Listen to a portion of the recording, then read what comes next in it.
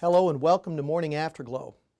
Well, for the last few weeks we've been delving into Ephesians chapter 2 verses 1 through 3, and all three of those verses collaborate together to give to us a fairly well-orbed and balanced view of the nature of sin. And sin is the problem that the gospel solves.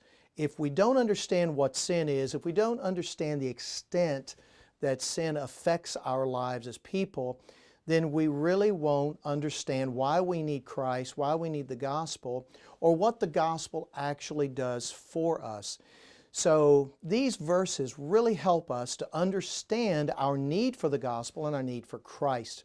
In verse 1, we're told that we are dead as sinners in our trespasses and sin. This is very, very important.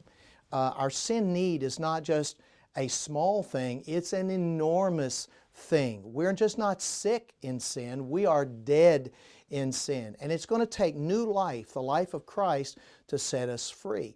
In verse 2, we're told that as sinners, we live our lives according with the pattern of the world, a lost world, a world that's fallen, a world that is sinful. And we live lives that collaborate with and compatible to a world of sin.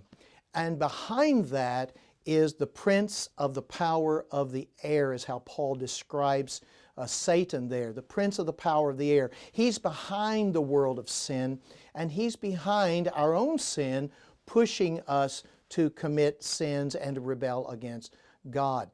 And then the Bible tells us in verse 3 that this sin in our lives is a moral twistedness, a perversion of all that is good and right. He talks about the passions, the lusts, the desires of the flesh.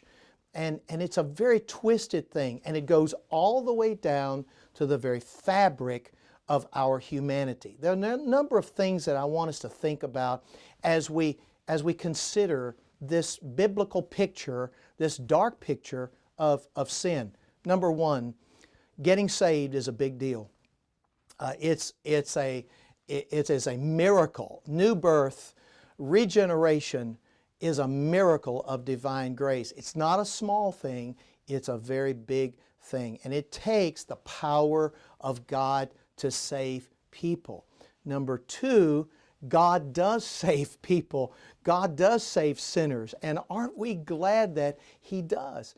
No matter who you are, no matter how far down the path of sin you've gone, the grace of our Lord is sufficient through the death of Christ and His resurrection to set you free from your sin.